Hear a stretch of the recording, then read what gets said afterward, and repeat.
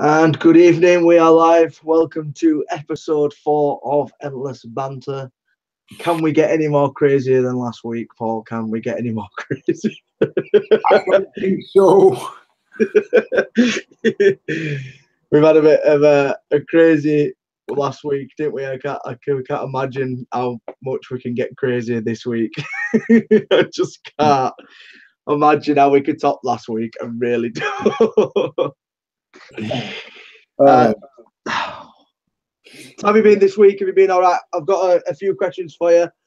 How have you been this week so far? What have you had for tea? And how's work been?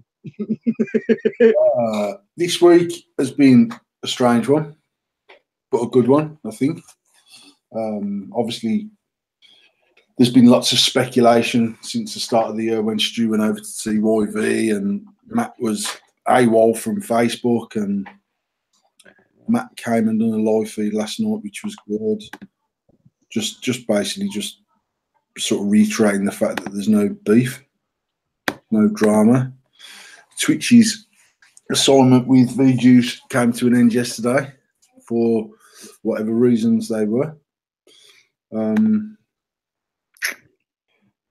Work for my tea, I've had not even had any tea? No, mate. You know what? I had a Greg's for my dinner, and fairly late on. Look at this nutter just coming in random. For my tea, I've had. Turn the live feed off. Don't know what mate. You know. I've had a mare, lad. I've had a mare. Right, I'm kicking you out for 2 minutes. Drop yourself out and I'll come Do back it. in 5 minutes. Mate, drop me out, lad. Fucking drop me out. Who's that fucking bad? Red button and fuck off. What the fuck are we doing allowing kids in the live feed? Right. I'm out already. See you in a bit. Press the red button and fuck off. Well, I'll message you in a minute. Right, you're going back to having a Greg's. You had a Greg's early, but you hadn't had no tea. What's going on? I'm off work today, tomorrow and Friday, but I had to go into work today from 11 o'clock, which runs through till about fucking 1:30 on my day off. So I grabbed something on the way home and we ate late, so I've not ate nothing. Yeah, but the question is, you had something from Greg's, which means you had about a quarter of a pasty or half a pasty. Yeah, I ate an egg mayonnaise sandwich and nearly a whole sausage roll. Jesus, that'll do you. That will do you till tomorrow morning. Bastard. That is mental. But everything's all right with you. I'm glad you've had some dinner, but you had no fucking tea, which is pretty shit, to be honest. I'm cool, mate. It's been a good week actually. I think what needed to be done was done last night, which was good. I think you set the fucking new bar for live feeds on Friday. I'm going to mention something now. You said that. I'm going to mention that, and I'm not being big-headed or anything like that, or being, you know what I'm like. I'm one of the most humble people you ever meet. But I've seen so many people from this week snorting chili powder and shit is unreal. just trying to copy shit, which is, I'm flattered that it was now setting the standard of fucking, you got to do something crazy to win free shit, but we know where it's at. They can hear me, but they can't see me. Is that the case? Hold on, what about now? I don't know. Can people see me? Hello? I can hear Paul, but not see him. Matthew, tell us if you can see Paul now. Was that a rookie? That wasn't a rookie mistake on my behalf. Yes, you can see it. You can see you now. Sorted. Yeah, I can't disagree. We did have a blast last Friday. We did have a blast. I had mixed signals from people about. Look at that for a shiny head, man. I had mixed signals off people, to be honest, about whether we'd done good, bad, or indifferent as far as the live feed's concerned. I think, for me personally, we never asked anyone to fucking do any self-harming or anything stupid like that. On that basis, I think that the live, it was fucking funny, mate. I don't give a shit. That live feed was funny. and even just like getting people in and out of the live feed and that, it was just good. It was a good feed. I'll be honest, I've had exactly the same. Some people message me say you shouldn't have let the people do that and this, that, the other. Somebody who smashed their Xbox, I got a message from somebody saying you should have stopped that. Well, not once did myself or Paul ask somebody to smash their Xbox. They said, I want an Emmy mod. This is what I'm willing to do for it. I'm sorry, but it's all for the content. You lot enjoyed the live feed and it was funny. It was brilliant. And if somebody was willing to do that, well, I'm going to stop them because they're going to create great content for us. And that's going to be just a laugh. It was all about having giggles and how far we could take people to go. You know, we weren't asking people to smack the missus, go around slapping the granny and that. You know what I mean? At the end of the day, it was their choice to have a bit of banter with us. And that's the whole point. 2 fingers up there, Nan. Just wait for next live feed. Yeah, you know what? I think at the end of the day, I mean, me and you genuinely had spoke about people drinking their piss before the live feed in the afternoon, and I was a bit like, I'm not down for that on the live feed, to be honest. As it goes, Ollie Guest chose to drink a glass of piss just because he was fucking thirsty. Because that's Ollie, and Ollie's just a fucking demon. It's simple as that. And I know that that's just Ollie. And he'd have done it on the live feed just for the crack, because that's what he does. And Aaron Walton in the chats here saying it was funny people made their own choices. Exactly. You know, they didn't have to, just because we said somebody shaved their hair off, everyone could have gone, shut up, Tom, you're a dickhead, and not done it. But people wanted to be involved with the banter. It was all to have a giggle, get everybody laughing again. And it really worked. The fact is that everybody got together and everybody was having banter. And I'll tell you the best thing about the live feed, Paul, which made me honestly happy. Not one person messaged me and went, I said 7 first, 12 minutes ago. Not one fucking person messaged me and said, I should have won that. I should have won that. No. And that was the best thing about it. Everybody had a laugh. There was no arguments. There was no bitching after it. It was literally just fun. And people did what they did. And, you know, Tom's just stepped in. The kid, the Tom who was shaving his beard, who looks like a 12-year-old kid now, he did it because he wanted a laugh. And the simple as it was his choice to do it. And for me, personally, people were saying, well, you shouldn't have done that. Well, you know, at the end of the day, it was meant to be fun. People didn't have to do it. We didn't force them to do anything. It was meant to be a giggle and get the community back together. And I think it really worked in the fact that it did get people putting smiles on the face again and having a laugh. Mate, so, I've had a laugh. I've not seen a live feed funnier than that. And that's not because it was our live feed. That live feed was fucking funny. Simple as that. Yeah, it's good.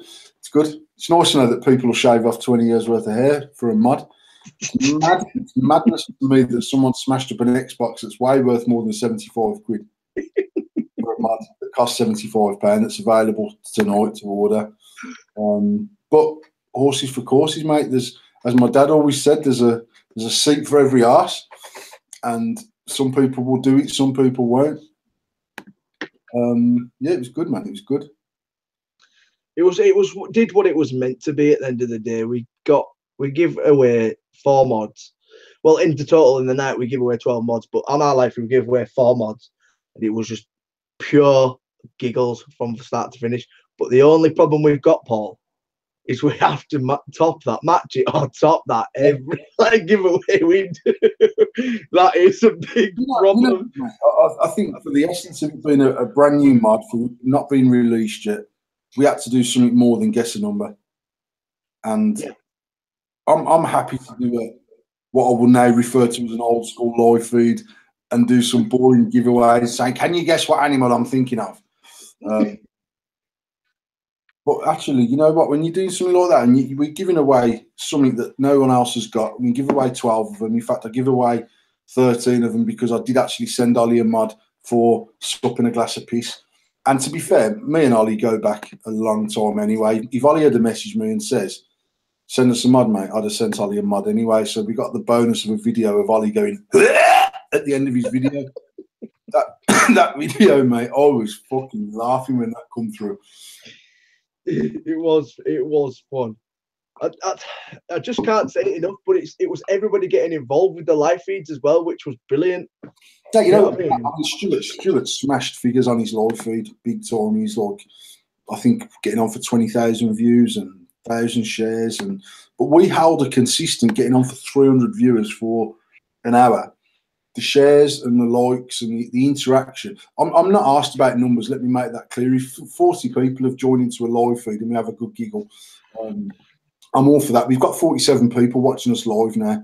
I'm not going to message you and say, "Oh, fucking, let's sack this off, mate. We've only got 47 people watching." It's not what we're doing it for. I've never been about particularly pulling numbers. I'm not a like and share whore when I'm doing a live feed person. I'm not sat behind my own computer sharing it out to a million places to try and get the numbers up just so I can blow smoke up my own arse. Me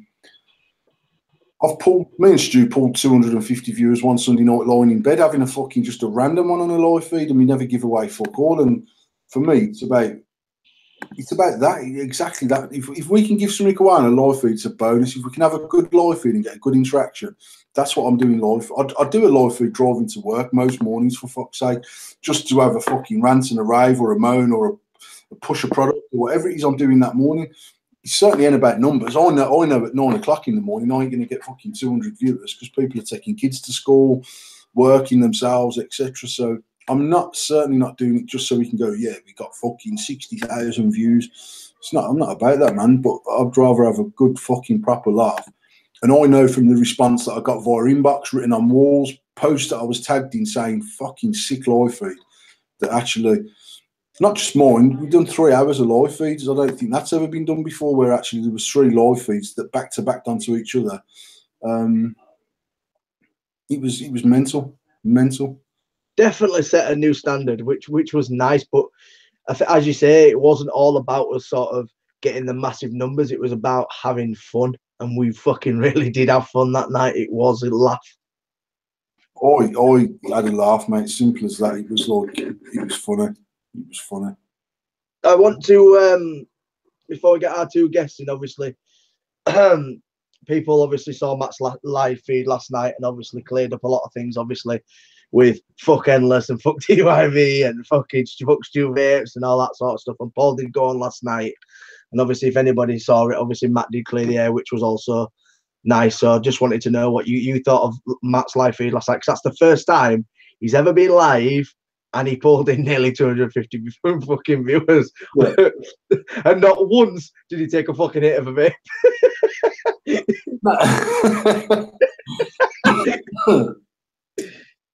Obviously, me and Matt are pals, me and Stu are pals, Stu and Matt are pals. And when he parted company with V-Juice, I took hundreds of inbox messages off random people. Oh, mate, what's gone on? And I just said to everyone, nothing's gone on with me, mate. If you want to know what's going on, message Matt or Stu. It's not my business. Now, obviously, last year, I was heavily associated with V-Juice and we've done our thing and that's all good. But I don't work for V-Juice. I'm just a friend of Matt's. And Matt's been dealing with various issues in his personal life. And he was actually, I went and picked him up from the airport the day before yesterday because he'd come back off his holidays. And we just had a chat and I just said to him, you know what, Matt was half ready to just like stand back from social media for various reasons. But I just said to him, you know what, mate, you're good at what you do. You've got a good business there. Actually do a live feed and just put people straight. There's speculation all over the place. And to be fair, 20 minutes before that live feed, Matt phoned me on video call and he's like, mate, do the live feed with me. And I was like, no.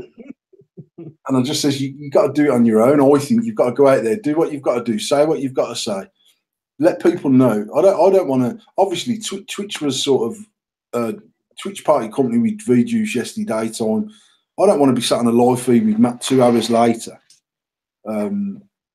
Look like I'm trying to fill Twitch's boots. Even I can't fill them boots. They're fucking massive.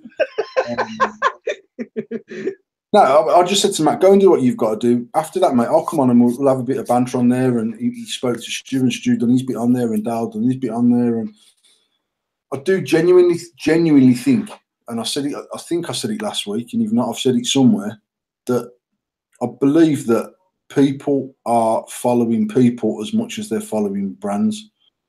And on that basis, there is people that's torn between a rock and a hard place about who do they buy off, what groups do they like, what groups do they post in because they don't want to upset someone because they're following someone else. And actually, the only way to stop that is by our customers knowing that we haven't got a problem with VGs. VGs haven't got a problem with us. I haven't got a problem with Stu. I ain't got a problem with Matt. I haven't got a problem with Evo. I ain't got a problem with Grey Eyes. They ain't got a problem with me. I don't think. If they have, I don't give a fuck because I just do what I do. And actually, there's not as much drama as what's made out, actually. And I said it last night on that live feed.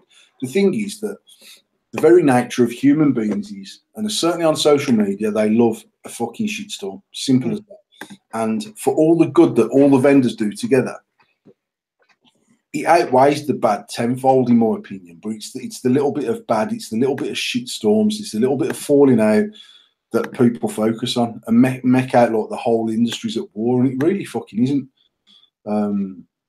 It's simply it's never highlighted, is it? The positive never really highlighted. It's always the negative because that's what sort of draws people in. But it's obviously they don't. I mean, the reality is, mate, people will even try and flip a good thing on its head and say, fuck, you know, we done that giveaway at Expo. Did it get a little bit fucking leery? Yeah, it did. I mean, it was a fucking big old giveaway we done with Reduce up on the stand. And you do get sucked into that whole fucking free shit thing. And you know, I'm not a fucking free shit whore. I don't like it. But actually, to go up there and genuinely give away to people thousands of pounds worth of stock between the two companies and get that interaction off them, it does give you a little bit of a mad buzz when you're up on the stage. And I know I got sucked into that whole fucking, oh, let's throw fucking Tom out, you know what I mean? Let's keep throwing shit out. And there's still people then on by Sunday night saying, fuck, you know, what a joke. Did you see that giveaway? And actually, there's people there that genuinely got stuff they would never have been able to afford to buy or wouldn't have wanted to part with their money till they tried it maybe or whatever. And they're genuine fucking giveaways. I don't get nothing for. We give away thousands of pounds worth of stock over that weekend. We give away 40 mods. 40 mods. Over the weekend, we give close to 6-7 grand of gear. Crazy. And yeah, obviously there's people out there using the stuff that might buy into endless and et cetera, but people will always comment on the negative before they look at the positive. And I think that's just a human nature thing, to be honest. It's sometimes disheartening because, as we've said before, we do put a lot of hard work into what we do, and sort of it. Then, if anything negative is, it gets more of a shine than the actual positivity in the industry. Like I'll be honest, there's the group that you are involved with Bessie and Mark, with the quick thinking. I think it's got about 100 members in it. I know for a fact at least everybody. There's 54 people in here. I know there's at least half of the people that have got people on their Facebook that smoke, that could invite them to the group and give them the information. That's a positive. That should be shined out to say that Paul, Bessie, Mark are all doing good things to get the word of vaping out there. And it's not. And if you were to turn around and go, oh, well, fuck you, you'd get more limelight for saying fuck off to someone than you would for the positive things you're doing. And that sort of is a bit of a drag for me. I don't necessarily like it. No, I don't. I mean, to be fair, that group's fuck all to do with me. It's actually Mark and it's Besser. And Mark just asked me, he knows that I'm made to long vape. He knows that we've got the shop. I mean, he knows that our shop caters heavily to made to long vapers. He just asked me, would I be involved as far as putting a little bit of content on there? I think it's a really good thing. I think for me personally, as someone who's involved in the industry from both vaping to stop smoking and from selling the products and also manufacturing products, our biggest audience, without a doubt, is still the people walking around at this minute in time with a cigarette in their mouth. And that's actually, like, from an out-and-out financial business point of view, they're the people that we should be targeting. And they're the people that stand to make the biggest gains financially because they're not sub-homing, they're not spunking fucking 10, 15, 20 quid a day on liquid bulk because they're running a 0.07 build and all of that sort of stuff. That's where more genuine passion lies. I'm not even going to lie. I've loved over my 6 years in this is converting a whole array of people from 18-year-old kids that started smoking when they were fucking 15, 13, 12, and they don't want to smoke anymore. and watching them progress into a cloud chasing style of vaping, right the way up to 80-odd-year-old people who come into our shop, and they're coming every week, and we've got a woman who comes every week and knocks the door with a walking stick, and because she's on a mobility scooter, and we go out to her and we serve her and we change a coil in the street, and we take the PayPal machine out to her so she can pay with a credit card. And that for me is more rewarding than anything we've ever done. That is absolutely 100% true. It's rewarding for someone to walk into that shop, certainly if you're serving them. I mean, it's nice just to even sit back and observe. And sometimes I'm just sat in the shop and the sales going on and someone walks in as a smoker and leaves as a vapor. But to be actively involved in setting someone up a kit, and you know it's the first time they've ever put electronic cigarette in their mouth, and they leave as a smoker, as a vapor, when they came in so negative, possibly 45 minutes before that, that's extremely rewarding. The next most rewarding thing is 2 or 3 weeks later when you were bumping into them in the shop again and they say, fucking hell, mate, I've not had a cigarette in 3 weeks. And I'll never go back to cigarettes, and thank you very much. And then they're the people that it's satisfying. And anyone that works in a shop that's watching the feed will know that is a satisfying feeling, as simple as that. What's the thoughts on the likes of Argus starting to stock starter kits? My absolute bottom line is that you can buy them starter kits off eBay. You can buy them off Amazon. And on that I mean, Argus have been selling vape gear to my knowledge, for 6 months. Obviously, someone's found a link today and gone, fucking hell, Argus have jumped on the bandwagon. The reality is that eBay have been selling vaping gear for 6 years, 7 years, 8 years. Argus, Amazon have been on it for 6, 7, 8 years. The benefit now of the bigger companies selling it is that the consumer has a much better understanding of what they want, what they're using, what they should be using to go and buy that product. My concern with that style of retail 6 years ago was that actually the consumer didn't have a fucking clue what they needed. They didn't know what vaping was. They didn't know where to go, what to use. They didn't know the difference between a 50-50 liquid and a 20 liquid, a 12 milligram, a 3 milligram, high VG, high PG. They didn't have a fucking clue. And truth be told, at the start, nor did I. I learned what I learned. And we were lucky enough that we learned before that mad progression of booming the industry. And we all learned along that massive roller coaster ride. We all learned together, which was fantastic. But Argus are going to sell products. Supermarkets are selling products. It's just a thing. It's what's going to happen. Most of them type of businesses are selling big tobacco, big pharma back products. We're never going to stop it. We have to just roll with it and do whatever we're doing. Yeah, I agree. It's going back to what you said. Obviously, we do advocate for smoking cessation, but end of the day, these products are already available anywhere, anyway. So for Argos to do it, as Paul's saying, people are going to think it's easy access. You know what I mean? Like, I know for a fact that Shades, as a shop, has the sort of elder age coming during the day, and then the lads who like to sub home at night. And I know that's a fact. And the fact is, it's easy access. They're going in, and the people will go to Morrison's, and they'll go to Asda, they'll go to Argos, they'll go to these places because it's retail, it's high street stores.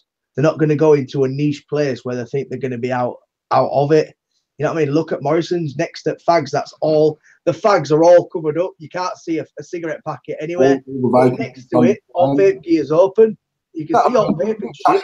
The conversation, I can't remember what started the conversation a few days ago about back in the day when, of a Saturday, my dad used to go shopping, and he went to the local supermarket for the groceries. Then he went to the local butcher's for his meat.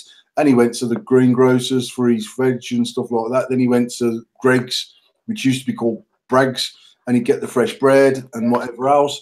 And even when the bigger supermarkets opened, for a long time he resisted it. So he'd go to the big when Asda's first started opening. I can remember before Asda was a thing. You know what I mean? I can remember not being these massive fucking superstores. And he'd go there then and do the grocery shop because there was 5 kids, it was cheaper. He still went to the butchers, and he still went to the greengrocers, and he still went to the bakers. And then within 6 months, it's like, fuck that, man. I might as well get my meat from the supermarket because actually it's cheaper than the butchers. And then I might as well just do everything because otherwise I'm wasting a whole Saturday when I can do it all in an hour and a half. And the reality is vaping will go that way.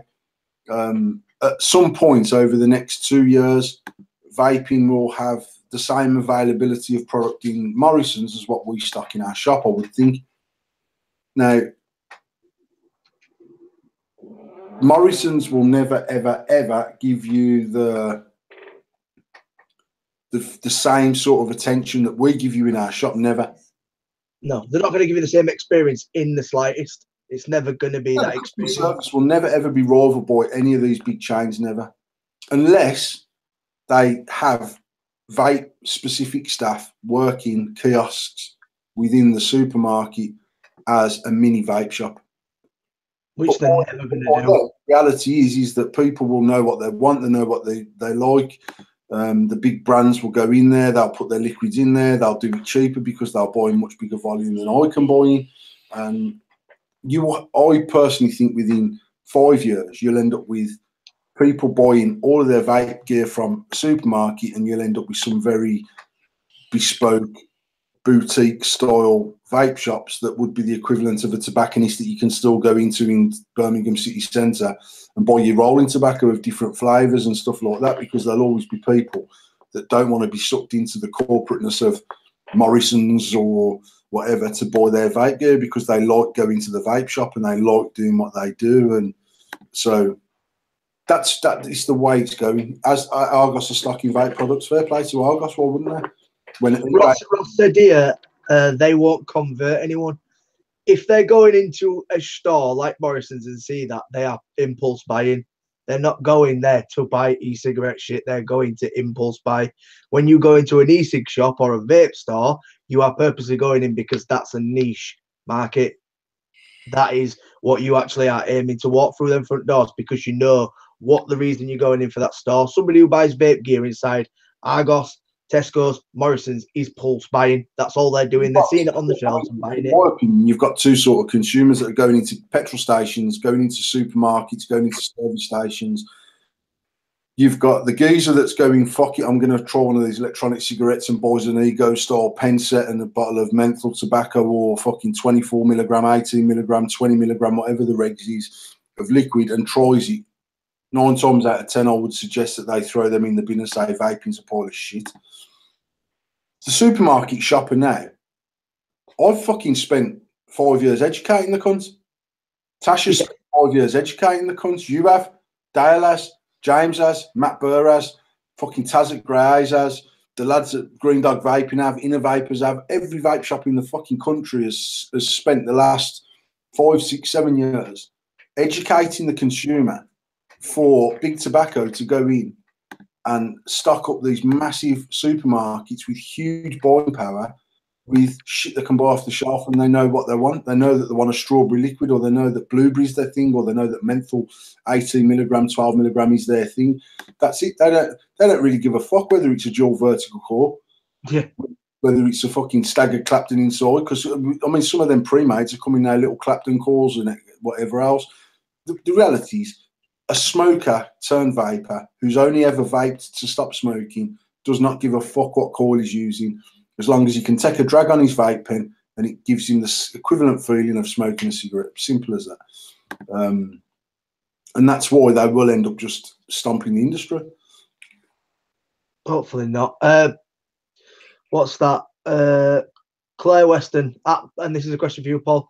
What would you recommend to someone that used to vape and then went back to cigarettes but wants to go back to vaping? So obviously they've smoked first of all, they've tried vaping, it's not for them, so they've gone back to fags but want to try it again. What would you recommend as a kit?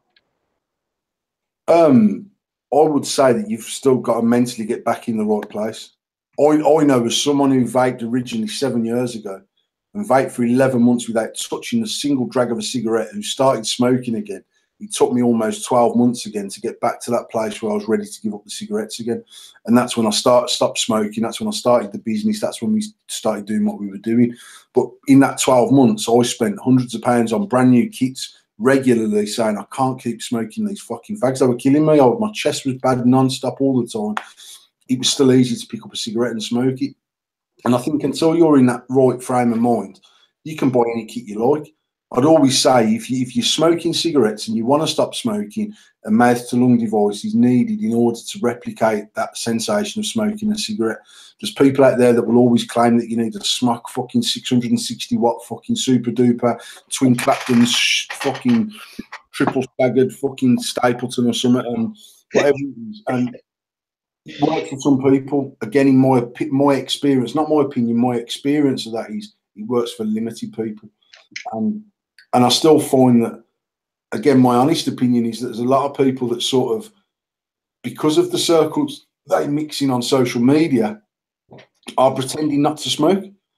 They're on social media all day, every day, blowing their clouds, polishing their mards, hand checking their liquid, showing off their fucking polished Stapletons or wherever the fucking hell it is they've got in their deck. They put that down and they go and sit on the settee and spark up a fag.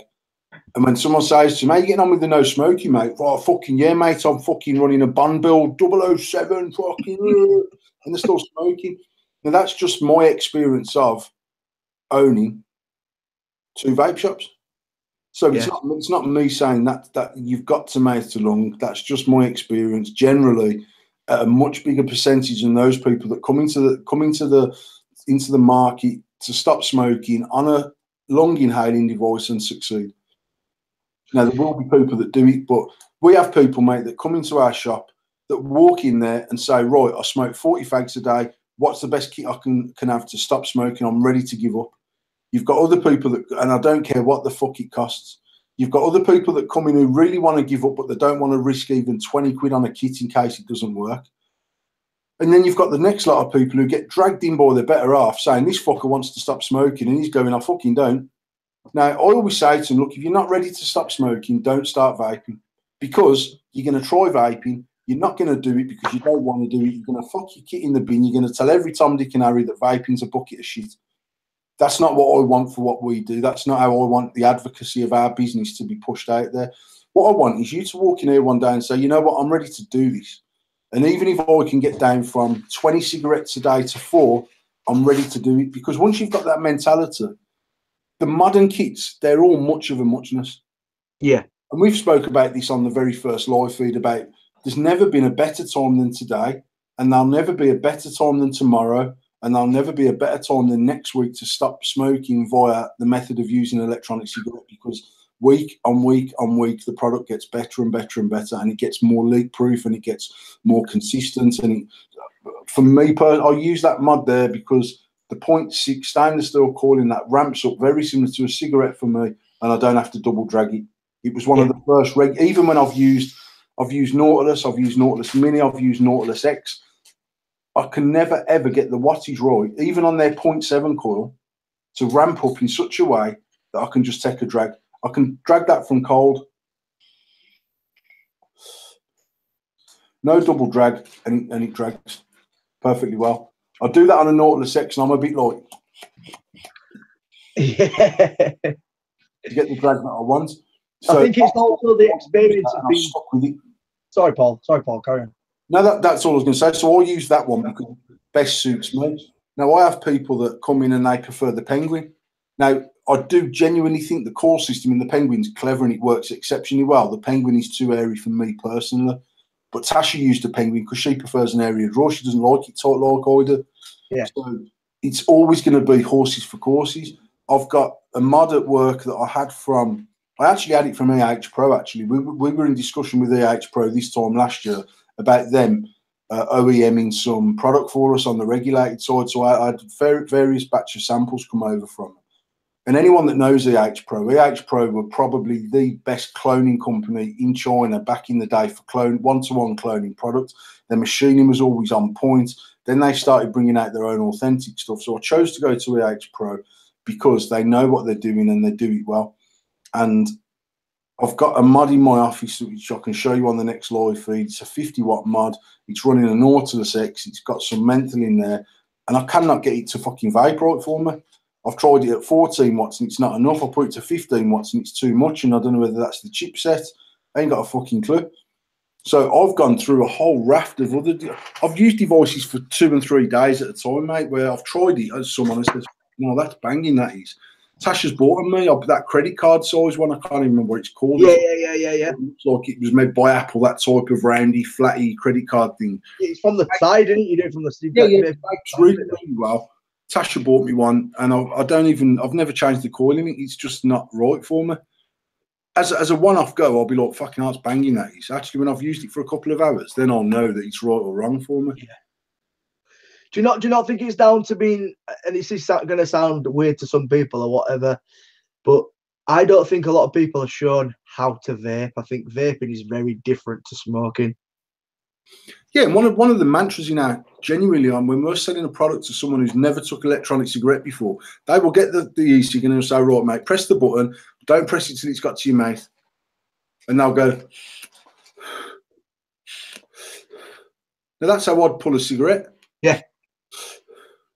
I'm not getting fuck all. So I'm saying, look, press the button, take a slower, longer draw, inhale, it's going to catch you on the throat. Even if you put a 6 milligram in there, it's going to choke out a fucking Nuba. It happens. Open up the air a little bit when you first start, because then it's not going to be so fucking coarse on your throat. Open up your air, turn down your watts, get used to it, take it home, use it for 2 or 3 hours, close your air off a bit, turn your watts up, close your air off a bit, turn your watts up. You've got to learn how to vape. You've got to understand the importance of being prepared to be a vapor. So it means not just buying the coil that you need for your tank there and then, but buying a packet of coils and throwing them in your handbag. So if you're out and you drop your mod and it causes the coil to break, not a problem. Unscrew it, screw a new coil in. Have a bottle of liquid in the glove box in your car, one in your kitchen, one in your fucking desk at work, one at your mum's.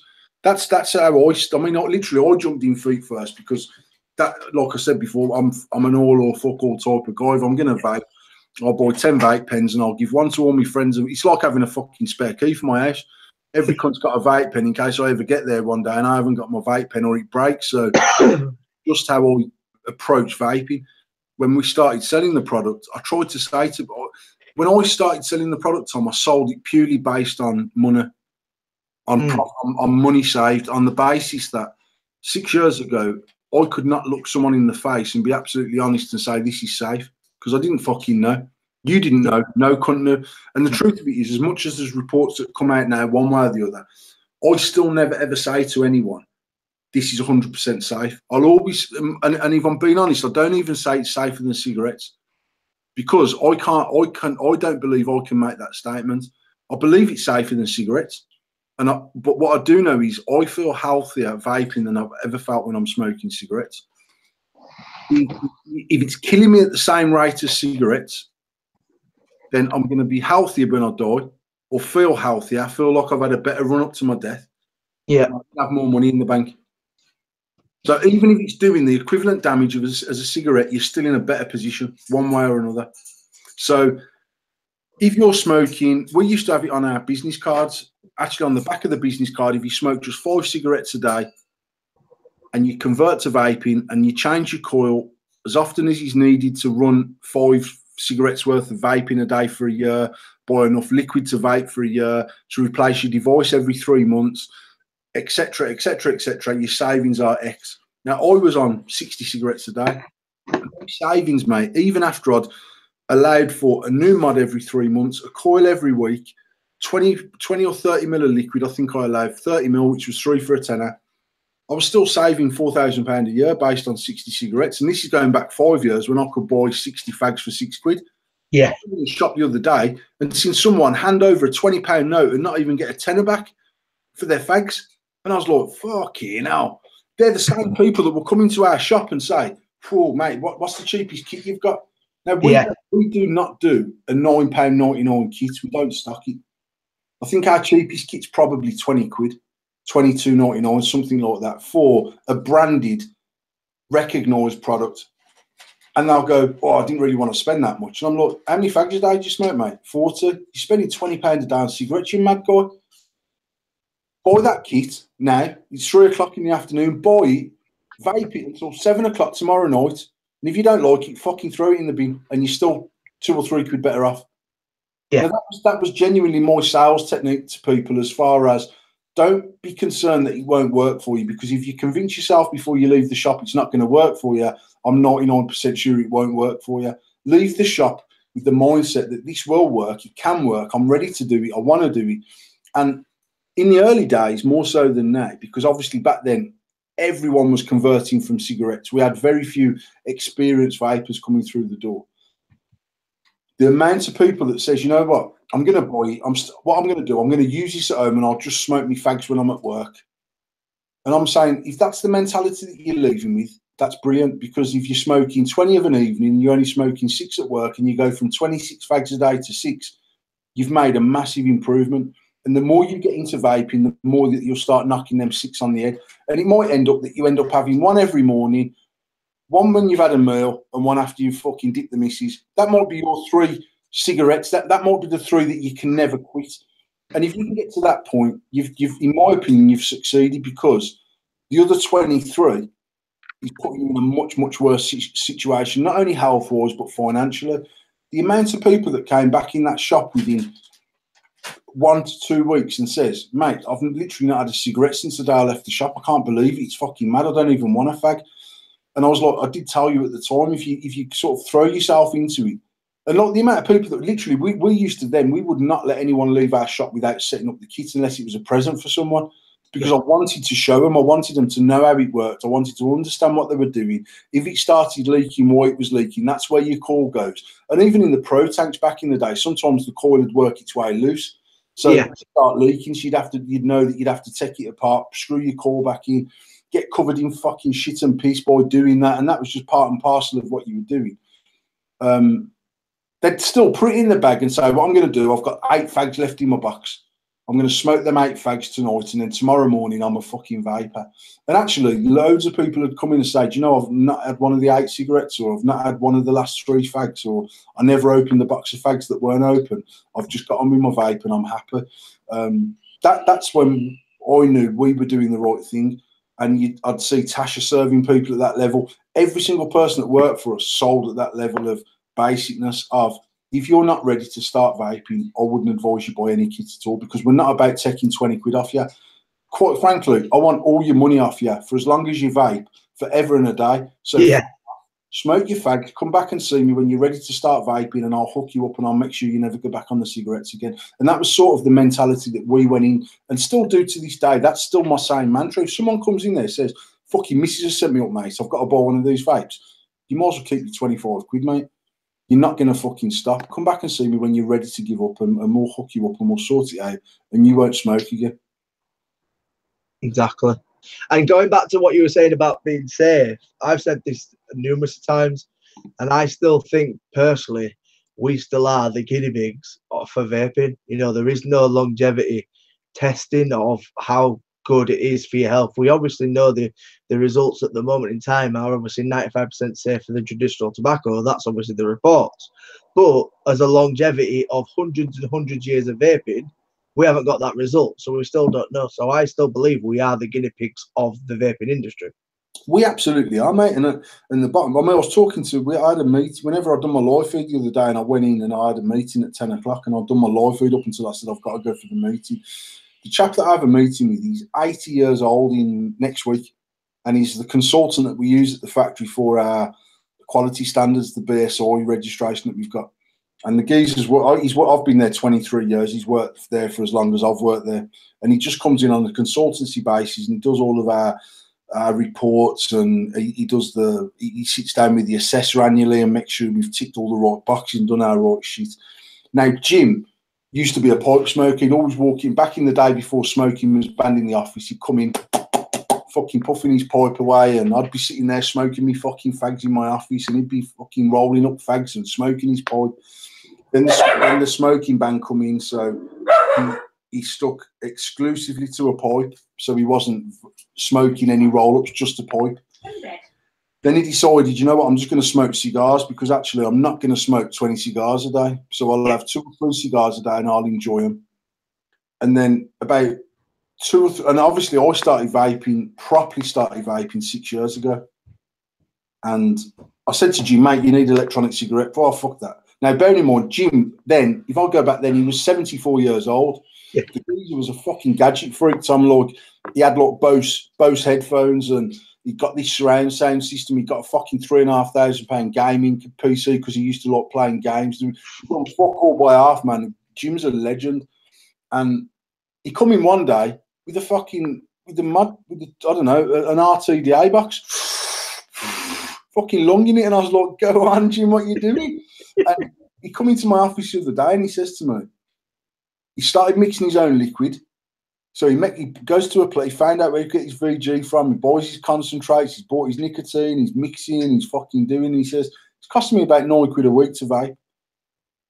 He says, and that's where I am. He says, I've got no intention of, he also went through the boom of buying a new mod every week because a new mod had come out. He says, I've had this RTDA box for about 20 months. So it's never missed a beat. It's the original audio one that used to leak like a fucking bastard. the big thing. Yeah, massive fucking thing. And he said it's never leaked. It's never dropped a bit of liquid. I look after it. It's clean. It still looks pristine. He says, and I've gone past that stage of replacing my mod 3 times a week because there's a new one. And I literally use that to stop me from smoking cigars because I know that I would if I stopped using it.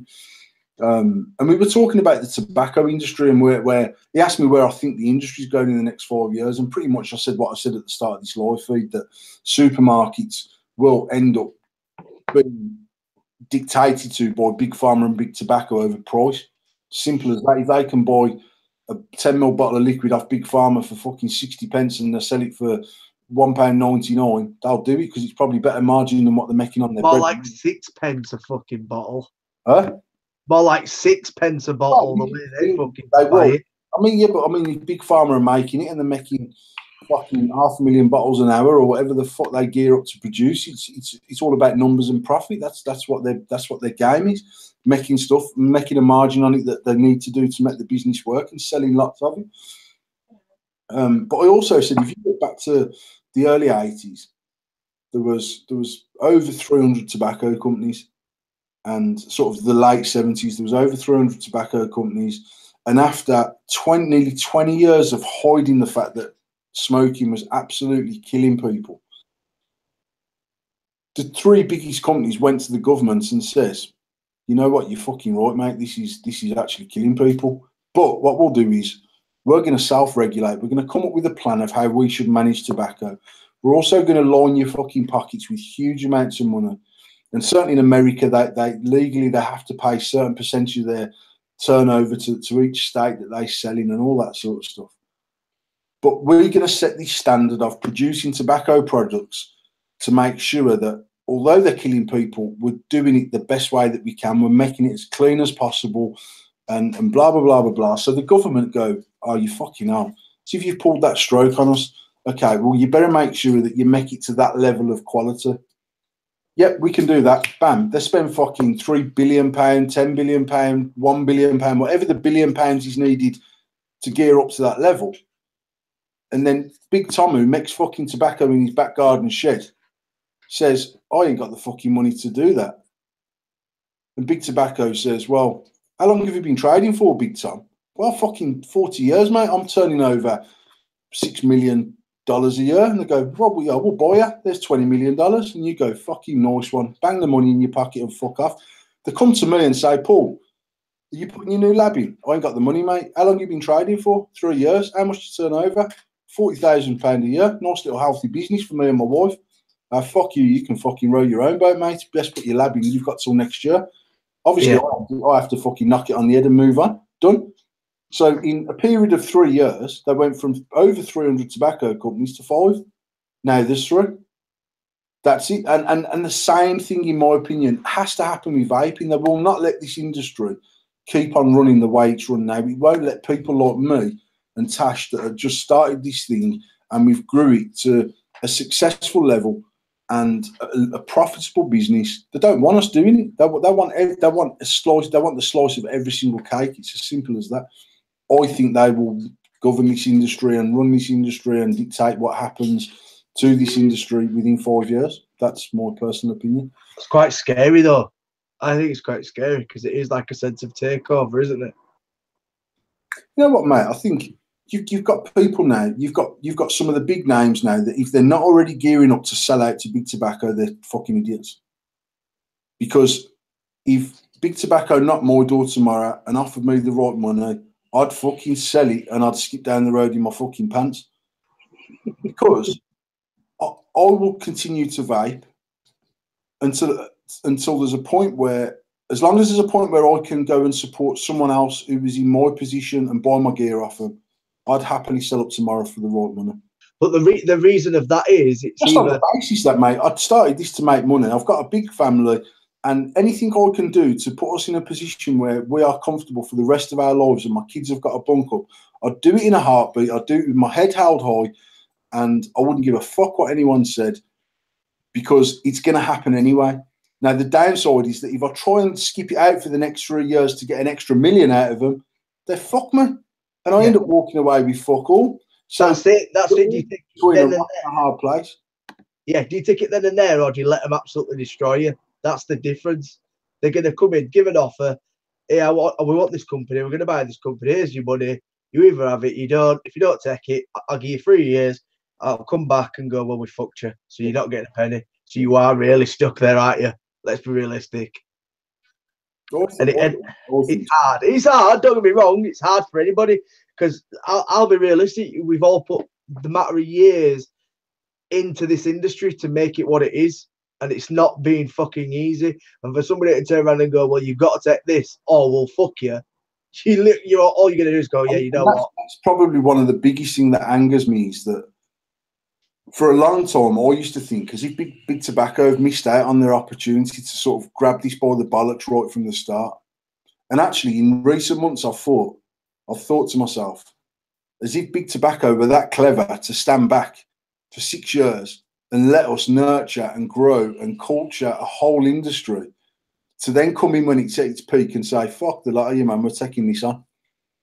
Because we've saved them billions and billions and billions of pounds, because they'll just come in and they'll just do their thing. Now, I think that is probably more likely what's happened than actually. There's no way them big companies, mate, that are worth, they're turning over billions of pounds a day, billions. There's no way that no one on that board says, hey, guys, have you heard about the electronic cigarette? There's not a prayer. Now, I'd imagine some clever cunt somewhere says, you know what, it's not big enough yet.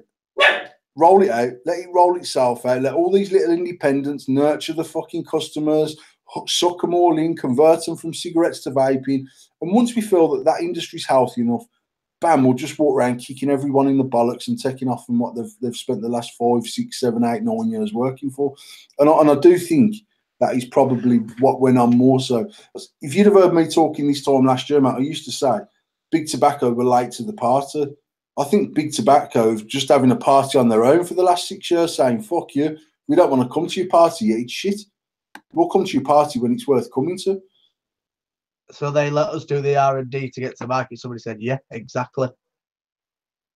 That's exactly what it is. I do think that. And I was saying to Jim the day before yesterday, or whenever it was, I think it was yesterday, that actually, I do believe there's still a place for niche vape shops in the industry, regardless of what big tobacco do, regardless of what big pharma do. There'll always be a niche market for niche products.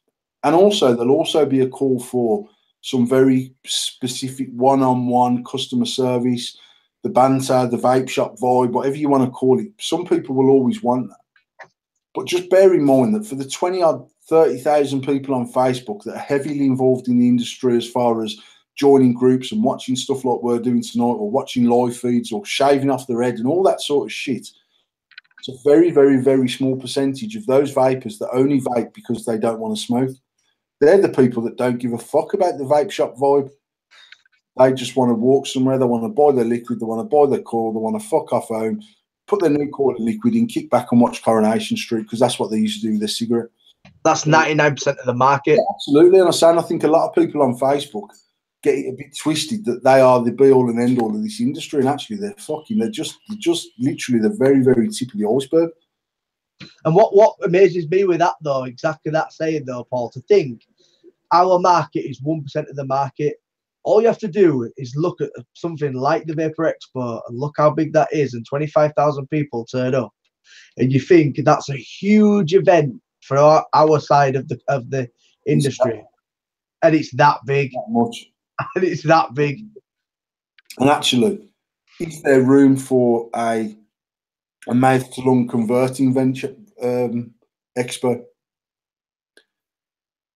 I'm not suggesting I ever do that. I'm thinking that There isn't anything aimed to smokers, is there? Let's be realistic. Absolutely. Mate, I walk around fucking Expo with you, trying to look for a bastard call for my own mod, and I went to the company that are the UK distributor for that mod, and they says, "Oh, we ain't got no calls with us." They'll sell me 95 gallon of shit liquid for fucking £6, but they haven't got a call for me that if I don't get quick, I'm going to go and have a fag outside.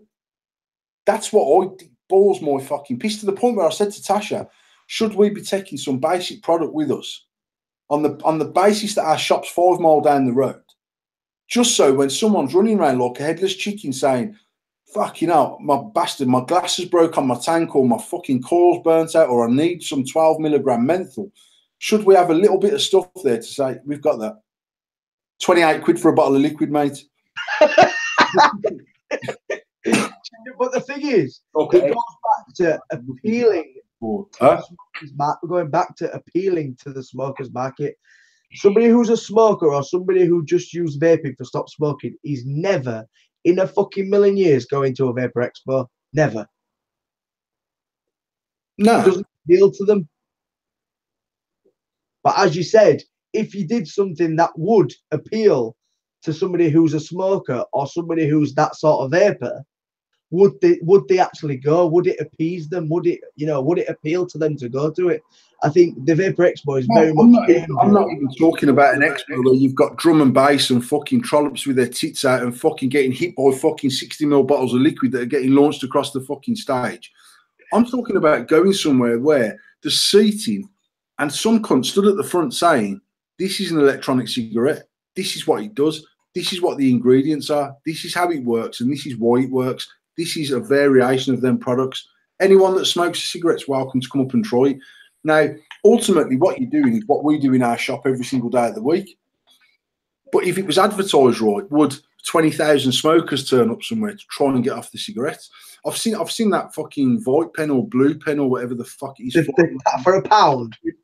And I've got real mixed opinion on it. One of them is Big Tobacco can fucking suck my fat one for £1. I'm not even buying it. My other opinion is that even if someone buys that for £1, the chances are they're going to go through some sort of progression and become a vapor. On that basis, it has to be a good thing. So my opinion is that, I'll tell you what pisses me off, if I'm being absolutely frank, is there's people out there that go, fuck Big Tobacco, fuck Big Tobacco, fuck Big Pharma, fuck them, it's about us, let's all of us stick together. Sharing a link for a fucking pound device for Big Tobacco, because they don't even realise it's Big Tobacco that's fucking tickling their bollocks for this offer. Yeah. That's what annoys me. Now, if someone can get hold of that device for £1 and genuinely comes off the cigarettes, success in my opinion.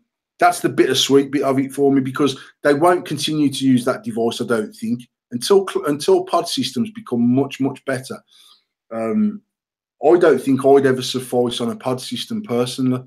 Now, they work at the start for a smoker because your body adjusts to what you're vaping. I couldn't vape a 0.07 fucking sub-ohm build on a mech when I first started. I can now because I get used to what I'm doing. So if they convert people from smoking to vaping, then what they're doing is successful.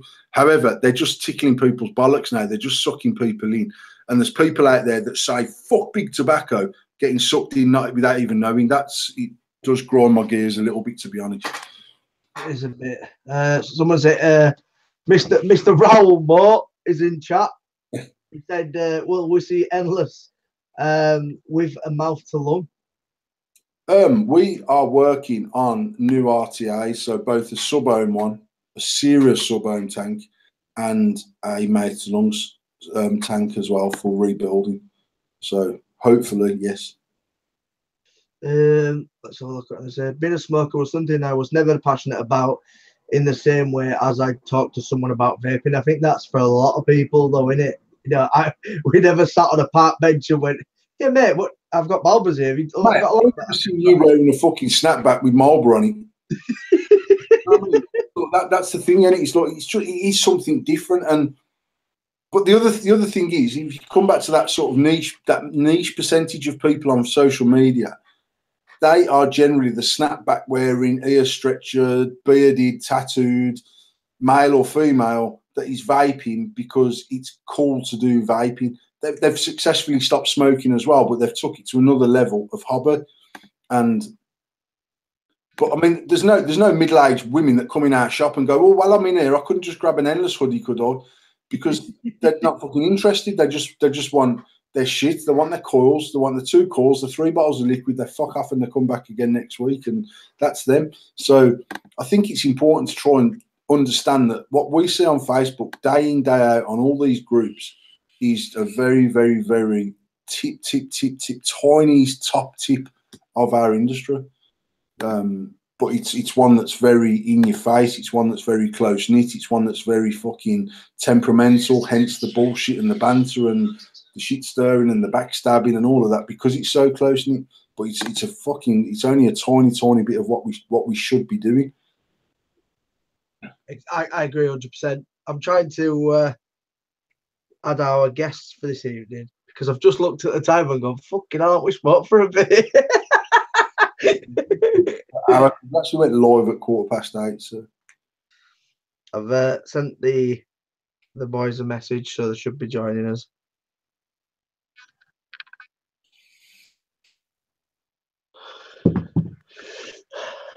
Here's Dominic. What's going on, Dominic? Right. Have you been watching prior to coming on?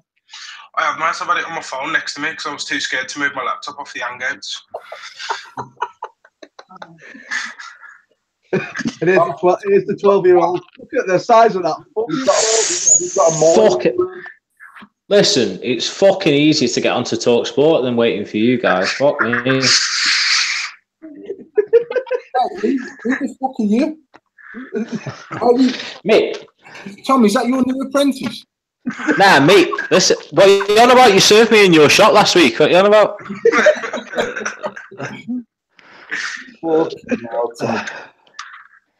Mate, I'm not even gonna lie, I'm fucking off blasted me. I'm sitting here watching this, I'm just fucking getting slammed. Who put that sign up for you, Tom? Because I know you can't reach the top of that. Dickhead. I had to stand on this chair, didn't I?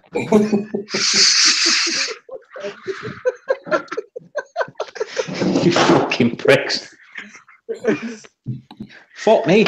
Jesus Christ, we've been talking about fucking Asda and Morrison's and fucking everything on here.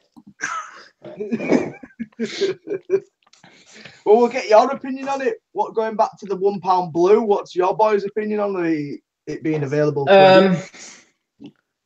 Yeah, again, I read some comments. I get the whole fact of people saying who've never vaped before or anything like that. And it is appealing to go and give it a go for the quid. Obviously, whether you're in the industry or whether you're even just a customer, just the fact that you know who it is deters us and deters some of the people who we speak to. I mean, I don't know, we have customers who have just quit smoking, just going on to vaping, but our main market for where we are, even though that we know that's not the main market, is people who are already vaping anyway. And wow, fuck blue. That's it, innit? You know what? You're not saying that though about like obviously the blue release and the £1 thing. I get what people say about big tobacco, fuck big tobacco and all that. But in a sense, it's like Paul's just said. If it's something that a smoker's going to take the risk on of spending, well, it's not even a risk; it's a quid. You send them that quid, they send you that. You get off the fags. It's an avenue for you to go down the channels that we have, where we've started with the shit kits and we've started with fucking leaky tanks and batteries that last 5 minutes, and now you've got that much innovation. You can start on that, and within 2 or 3 weeks you're going to jump on something like, I don't know, you're going to be looking for more power, so you're going to be jumping to like something like an AR box or something like the Cuboid Mini and the Nautilus X. Even if it could be a month like it was for me, or it could be 3, 6 months, could be 12 months down the line, they're going to be going into a vape shop and they're going to be looking to change, because it's just the way that it works when you start with something there. Yeah, so you're saying there's like going to be a knock-on effect from them, with all that fucking money giving them away for free, that we're going to benefit, because essentially they're going to move over. That's and want to progress. Well, yeah, there is that to looking at it like that, but you've also got to remember that there's some people who just happily take that and then just sit there. You know, I still know people now who quit smoking, move to vaping, and they're still using that same device as the pen. Some people don't evolve. Some people find something that they like and say, you know what, that's it for me. I'm cool. Yeah, but if you look at the percentage of people that have done that, what would you say the percentage of people that you know have done that? What, stayed where they are? Yeah. I'd say anybody over the age, and I'm not being ageist, I'd say anyone over the age of 40 who's got to the point of 40, maybe not social media savvy, maybe 45, 50, who may go and quit smoking. They go into their local shop, they go for some advice, they want to know from the people behind the counters what it is that they can do for them, and then that's it. Then they get that one device, they're happy with it, they stick to what they know. The old timers, the old boys are happy, or the older girls are happy to say, you know what, I'll stick to what I know. That's it. It's ease, isn't it? That's what they're looking at. They're looking at ease. My experience in the shop is that actually there's not an age thing about who sticks with mouth-to-lung vaping. That's kind of the sketch what I'm looking at as well, because there's a bloke that I work with. He's probably going to watch this because I told him when Tom messaged me earlier, I was at work and I told him I was going to be on. And he started with, remember the little grenade, the variable voltage grenade mods, and the eye taste, the little with the bendy top. He started. You used to auto for after 6 hours. Eh? The thing that you used to auto for after 6 hours. Yeah. Well, he's still got that, man. He's like the guy that you just mentioned. He's still got it. It's still working fine. He cleans the contacts and that in there when he can. You know what I mean? He does his best with it. And then he's asked me a few days ago, what can I upgrade to? And I said, what do you mean by upgrade? I said, you mod. I did say to him, I said, it depends what you want to go for. I said, depends what you want to go for. If you want to go for a mech mod and you want to be like me and you want to be fucking cleaning out your work area, I said, you want to get something like me? I mean, I've got stuff that ranges here. I mean, I've got 50 quid set up and I've got 200, nearly 300 quid set up. I said, so it depends on what you want to spend. But him sticking to that, he's 60 years old. He's an older guy. Mate, I started vaping when I was 35 and my progression has gone fucking nowhere as far as what I need to do day in, day out. It simply hasn't. And at the end of the day, what I get out of this now, after coming into my 7th year of vaping, is probably the equivalent of what I got out of my first ego pen I had from Totally Wicked. Yeah. Right, so that is exactly what I just said. You're essentially sticking to the one or two things. Tom, I could say with my hand on my heart that I've spent, and without sounding vulgar, I bet between mine and Tasha's mod collection over the last 4 years where we heavily got involved in tube vaping. Fucking hell, Dominic, you're going to suck that mud down your throat in a minute. I don't fucking need to pull me through the fucking speaker then. I mean, we have probably spent in excess of £15,000 on mods. Yeah, no, I can believe that. Absolutely. For both of us, for more me than Tasha, but Tasha also to a greater or lesser extent. It was hobby, absolutely hobby, because even when Tasha had fucking £1,200 AV set up in her hand, 99 times out of 100, she also had something like a Minikin and a Magnus tank or that ilk of tank and went through a progression of various sub-ohm tanks because it was more convenient to use. I've never once said to anyone that my mechanical mod addiction, which is what it became, was anything other than a hobby ever, because not once during that period of time, regardless of how much money I'd spent on some kit, did I ever not fucking walk around with that cunt, ever, because I've never been able to do it.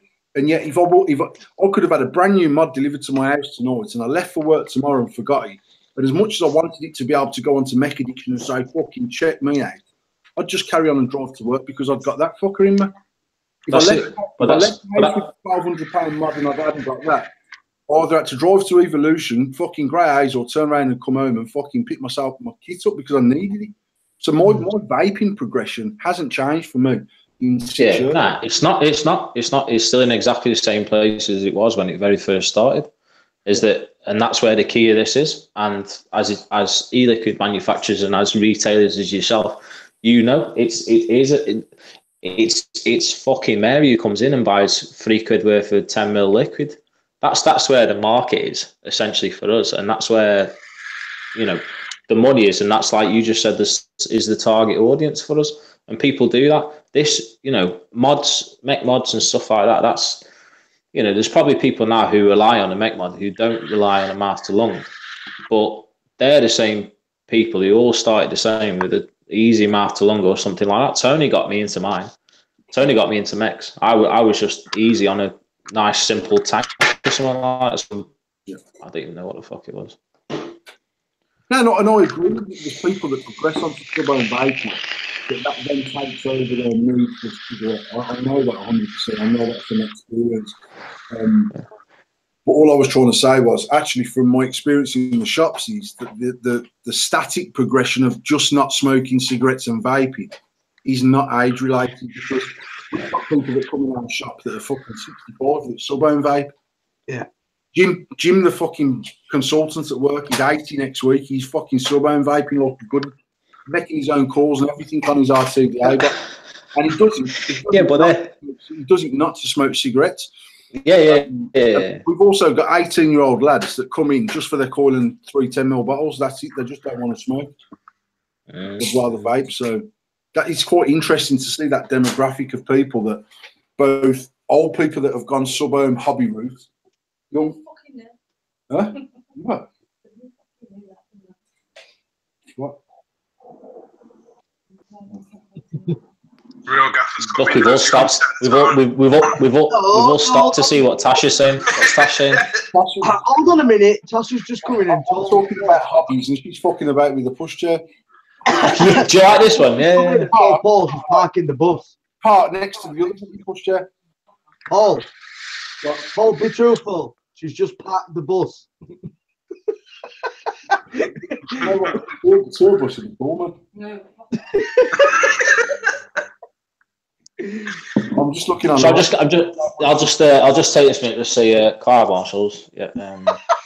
Available. www.carmarshals.co.uk. Also stocking at Shady Vaping, Yardley and Dudley. Yardley and Dudley. It's now in our bargain bin. Hey, you want to grab yourself a real bargain? Head down to Shady Vaping. You can pick yourself up some Cloud Marshals at a knockoff price, and then come back to us and we'll sort you out. But going back to what you said earlier about the brand and the person, that for me was a key thing, and that got pointed out more the other night. Obviously, I know, and this is what we're talking about tonight. Anyway, is a bit of Facebook drama as well. But the whole thing that happened with the V-Juice stuff, essentially, I had a off conversation chat with the person involved.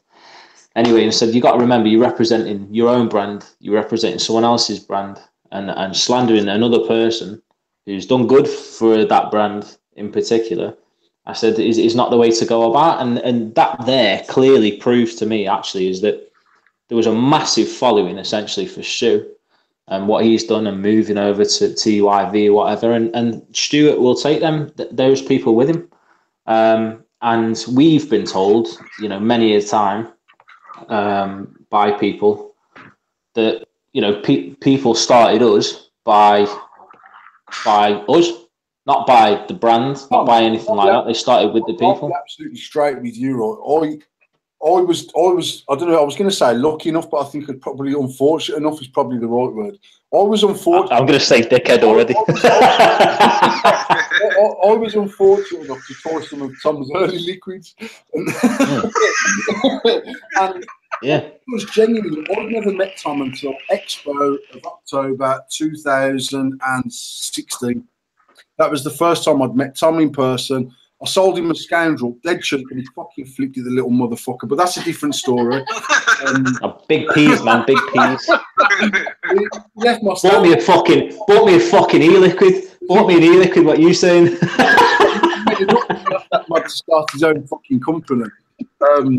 No, but I mean, genuinely, me, Tom, and Anthony and Mark Squire, I think that same weekend, weren't it, Tom, that we sort of we gathered around the endless stand and we chatted, and we chatted on a level that I hadn't spoke to a lot of people on that level ever in the industry, because normally you're on the computer and you're scared about who you're talking to and you can't say what you think. And certainly when you've got the fucking mouth of me where it engages 5 minutes before my brain, I am, for as much as I fucking say shit, you want to see the stuff I haven't put because I've thought about it. Do you know what I mean? There's a lot worse that doesn't get put out there. But actually, you and I spoke quite a lot after that, and I don't know why, but I genuinely like Tom as a person. I think he's a genuine person. And Tom came and seen me and said, look, we want to start making liquid. Will you try these flavours? Now, I'll be absolutely honest. They put me on the foot. I says, we'll meet you down the shop on Saturday, the pair of them says. So I went down in the shop and they landed with the liquids and I wanted to take them home. So when I vaped them and it made me sick, they didn't see me fucking throwing it. And then I could try and sort of give them a soft approach about what they think they needed to do. Then pair of cunts turned up with fucking 6 mods, 6 drippers, and says, right, fucking do a live fucking trial. And I was like, listen, I'll do it, but just let me be 100% honest with you, because, and the reason why I'll be 100% honest with you, because I respect both of you. And if I honestly think there's something wrong with the liquid, I'll tell you. Now, that's not necessarily about taste, because I do get now, after retailing for 6 years, that taste is subjective. But I also know a good liquid from a bad liquid. I can vape a watermelon liquid and know that it's a fucking good watermelon liquid, and I fucking hate watermelon liquid because I'm not a twat. I know my shit. And to be fair, out of all of the flavours, I think 5 out of 6, I sort of said, I tore him a new arsehole and said, look, I'm being absolutely honest with you. Go away and just spend a little bit more time on them, do them right and whatever else. And we still never took that liquid for a fair amount of time afterwards. And the only reason why I did is because Tom is a fucking nose. Fucking right, I am. Hey, listen, if you don't fucking buy it because you like it, you're going to fucking buy it because it's going to pester the fuck out of you. Dominic, you will have some of this liquid by the end of this life, I promise you. Yeah, I'm pretty sure that's what I do. Promise you. Fucking right. I genuinely took that liquid because I like Anthony and I like Tom. And I've done that with a lot of stuff as well. We've genuinely tried to support the people that I think we should be supporting. And that hasn't been people that have got deep pockets. I know that when Tom and Anthony started, they put every penny they had into making that liquid. And I know that if it didn't work for them, they were in the shit, because they still both work full-time jobs. And I still work full-time. Tasha works full-time within our own businesses and looking after our kids. We grew what we grew by one, damn hard work, and I've seen both Tom and Anthony do that. And the other thing is we got supported off people. People did support us. People bought into what we were doing. And for as much as I can come across as being an arsehole on Facebook, I will genuinely do my utmost to help as many people as I can that I feel deserve that help. There's people out there that I wouldn't help if I walked past them and they're on fire and I had 200 litres of water that I had to get rid of. I'd just walk past them. There's other people that I'd go and fetch the water and I'd put the fuckers out because they deserve a break. And you've got people in this industry that've got to a level they should not have got to. That's just, this is me personally. I'm not naming any continents. There's other people that I know have worked tirelessly hard to try and do something, and because they're not the right person, because they don't mix in the right circles, because the right person hasn't said it's good, bad, or indifferent, they've got fucking nowhere. And the perfect example of that is the geezer. I'm going to say Tony Ainsworth, but I might be completely wrong. Is that the geezer behind Mod God? I don't know, but there's some poor cunt named Tony Ainsworth getting a fucking load of inboxes now going, you fucking crap. I'm not about whoever makes the mud cleaning stuff called Mod God. I know that stuff is made from raw material. I know that he makes it himself, he bottles it himself, he labels it himself, and he's spent a long time trying to come up with a mud polishing liquid that was best suited to our industry, that wasn't a rebranded generic fucking metal polish. And I seen him post it on, I seen someone post on Mechadic and say, fucking hell, look at that. It was, to be honest, I don't think the picture's done I'm just gonna keep calling him Tony for sake of not fucking. You're gonna protect the identity of the innocent and all that now, ain't you? Your name's not Call him Tony. the mod You're god. calling you fucking Tony. Huh? Call him the mod god. Nah, fucking bring him on the live feed. The reason why I love it is because it's got a picture of an endless dirty on his fucking label, which is just classy. That's the yeah. But I mean, I seen someone post a picture and it was very much like one of them American, you know, they've got a really sharp knife and they use the really blunt knife to fucking show you how sharp it is and they squash the fucking bread down to that size. But if you've got this knife, it'll cut it through. And then someone posted a picture saying, "Oh, this is with Auto Soul, this is with Mod God," and it got a line down the middle. And the one from Auto Soul looked like he just took it out of a fucking prisoner's arsehole. And the one with Mod God was all nice and shiny polished. And everyone straight away jumped on that going, "Oh, nah, man, fuck, it's all about Cape Cod. Fuck fucking Mod God. All it is a generic polish." Actually, the geezer has genuinely tried to do something that he feels can make a difference to the industry. And people are too quick to kick these people in the bollocks, man, before they've even got it out there. Now, to be fair to the geezer, he sent me a bottle. It's not as easy for me to use as Cape Cod is. But that's because I'm no fucking mod polisher. I'm not. I would sooner have a dirty mod than waste 2 hours of my life making my mod look shiner. Because I ain't got 2 hours in my life to make it look shiner. It takes 30 seconds to make it fucking dirty. I mean, just on the basis, Tom, that I would rather spend 2 hours. I'd rather spend 2 hours looking at new prams than polishing my mod. Is that what you're about to say? Well, I don't know, man. I see the shit we got 2.5 years ago and we launched Endless. And I've got fucking, I don't particularly give a fuck what anyone thinks of me. And that's not because I think I'm hard and not because I've got no heart. Actually, if I do something, I do try and do it with absolute conviction. I try and do it to the best of my ability. And if it fails, on something I've done, I can still stand with my head held high, knowing that I've given it my best shot. What I seen for the first 6 months was people saying, "Endless is shit," and you go, "Oh, which one have you had, mate? I've never had one. I wouldn't even buy one. The shit." Them are the people that I want to grab and not punch them. I want to grab their nan and punch their fucking nan because they're stupid. Yeah, but you mentioning that, you just reminded me of something actually. I'm on the you know the Bacon Postman, the reviewer. He's from up north. I'm on his Facebook group, and I went on there the other day when I got the Emmy, and I said, "Oh, this is special. 22mm mod, 20mm deck, single core, blah blah blah, all the business." This geezer posted before anybody else had fucking said anything, and he goes, "Oh yeah, the silver plating will be coming off your mouth in no time." And I commented back and I said, "You either wasn't looking after yours properly if you've had one, or you might have just fucking, if you have had a bad one, if you spoke to Paul or Tom." I didn't get a reply out of him. So obviously he's gone off a bad experience from somebody else, and he's not come to look at the problem properly with the product. I've messaged the bloke. Mate, I'll tell you what, if my fucking silver plate comes off, I'm heading down to Shady, so I'll give you a fucking shout if it happens. But in the meantime, it's all right at the minute. Listen, again, it comes down to it though. It's exactly the same as what I was saying earlier. You know, some people may not be a fan of Paul, some people may not be a fan of Endless. It's irrelevant to whether it's brand or person, but people still want to have their own jip or their own issue with certain things. People don't like our liquids because they're not sweet enough. We shout for it not to be too sweet, for the fact that your cotton and your coils are still sitting there. They're still sitting sweet. It was a working man's juice when we did it. People don't like it. We got people set up for our new brand that's coming out. Pals of ours, people we want involved in it because they're involved in social media. They're good people. We like them. They've supported us, irrelevant to what we've done. But they don't like our fucking juice that we're doing in a minute. I don't dislike them for it.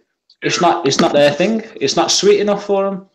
You can't fucking please everybody. That's the whole point in this fucking industry, and that's where sometimes divides can be caused. And I remember when my first mech mod, hands up, was a Endless V1, and I got it from some geezer second hand next to the fucking NEC. I remember I saw it on Gumtree or some bullshit, Tony taught me what I was fucking doing with it, and that was it.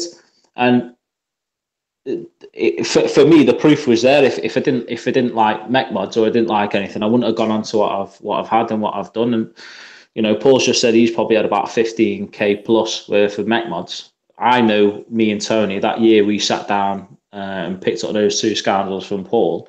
That year, especially with how the second-hand market was, even second-hand value, we were still sitting on probably about £3,000 worth of second-hand mods on the fucking table. The thing about it though, Tom, which annoys me is... Oh, fuck me, I forgot you were still here. Hello, mate, you're right. It's all right. What annoys me is this is so finicky, because if it's a product they don't like, it's not a product they don't like. It's shit. Just because you don't like a liquid does not mean it's shit. It means you don't like it. Let me just clarify something here, lads. Right? When I tried Tom's first liquid, it was shit. Yeah, nah, it's true. Listen, it's true. Listen, Dominic, let me just interrupt. The first liquids that Paul tried, from us as cloud marshals were shit. So we waited 12 months. We put it in a different fucking bottle. Give it him back 12 months later. He fucking loves it. So listen. It just shows persistency and grinding people down. Eventually, it fucking works, Dom. It works. Dominic, you back down to the shop again, mate. Dominic, you will be repping cloud marshals in the next 12 hours. I guarantee you. I'm not, fucking 9:30. I've got my own to rep, man. Yeah, Paul, what time is Shady Vaping open tomorrow? 9 o'clock, mate. Right, 9 o'clock. Right, so in 12 hours' time, you will have owned some cloud marshals for the past 37 minutes, man, and you'll be repping the shit out of it. So don't worry about it. And it's that same stuff that Paul said was shit, but 12 months later, rebottled, rebranded. It just needed a fucking little bit of a steep. No, but I'll tell you something.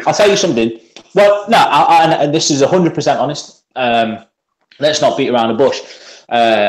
We have started from the ground up, and we did meet Paul at that expo, and we bought scoundrels off him, and we spoke about it, and we took a juice to him. One of the juices he thought was his.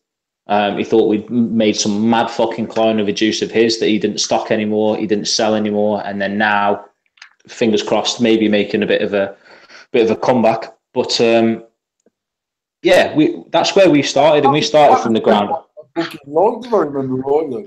And it tasted exactly like fucking Blue Pup. Blue Pup, you said to me, that's fucking Blue Pup. Yeah. And I said, nah, it isn't. And I can still tell you now where we got the stuff from and what we put in it. So actually, we've got the recipe for Blue Pup. So if you want to come to Cloud Marshals, www.cloudmarshals.com. We're going to be doing a Pup Blue. It's going to be on the website next week. Hit us up. You heard it here first.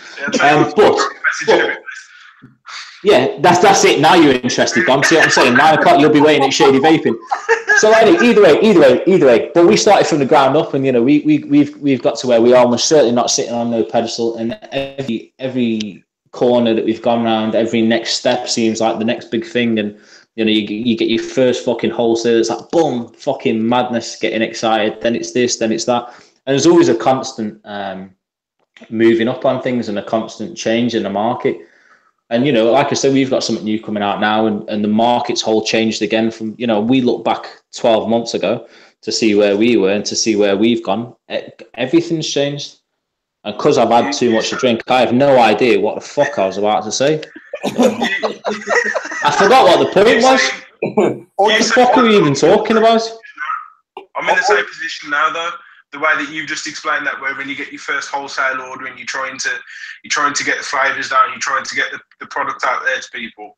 I'm in the same position. Dominic, you're here as a customer, man, not repping your own fucking juice. Listen, Cloud Marshals is the one. Control the clouds, you get what I'm saying? Fucking, what I mean, start fucking plugging. What t-shirt are you wearing there? Monster Juice. Is Monster Juice yours? Monster Vape. No, that was a guy who I met at the expo. He gave me the t-shirt. Why are you repping someone else, man? Get Cloud Marshals and get this t-shirt, man. Have this. What are you doing? Dominic, drive up to my house, man. Take this t-shirt up.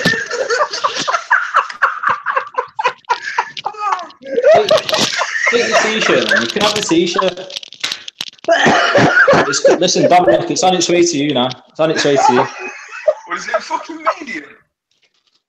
Is it what? Tom, put your t-shirt back on because if some strangers come in, they're going to think that we're grooming you because you look about fucking 13. Listen, you don't need to worry about grooming. I can go from a Peaky Blinder to a Samuel Jackson in one hat move.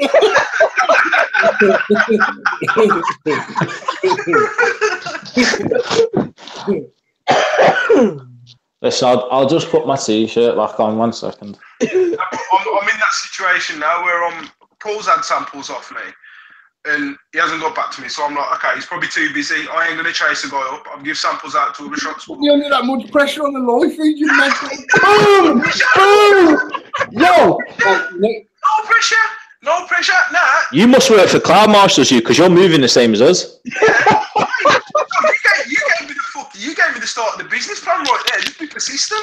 Paul, it's your own fault for saying the persistency of Tom. I just had to stock it in the end. So you clearly now Dom's gone. Yeah, window there for me, innit?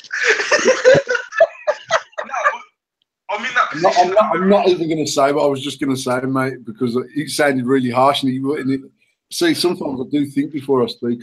I mean, the bottom line is that I think the situation that I've seen since Christmas with certain people repping certain companies is that you, in my opinion, you can only 100% rep a brand with absolute passion if it's what you're doing 100% of the time. And Stuart and me are pals, and actually when he left V-Juice, and like Matt said last night, Stu left V-Juice, he wasn't sacked. He left V-Juice, in my opinion, when it had reached a pinnacle of growth and would never have been, from some people, considered a mad move for him to leave at that point. For me personally, if you can walk away from a company that you've spent 13 or 14 months repping day in, day out with absolute passion and go when it's at its peak, your job there's done and you're ready to move on to a new challenge. Correct. And my only advice to Stuart during all of that time was don't ever fall into the trap of trying to rep 65 different companies because, and to be quite honest, Stuart said to me, Paul, the only person that I'd rep in the UK now is Dale because it's the only juice that I could stand behind 100% and passionately push it. And he's managed to hook up with Dale. I think they'll work fantastically well together. And that's only because we couldn't afford him. But... No, mate, he told me at the last vape meet he liked our lemon sherbet. Oh, fuck this, man. I'm out. Fuck it.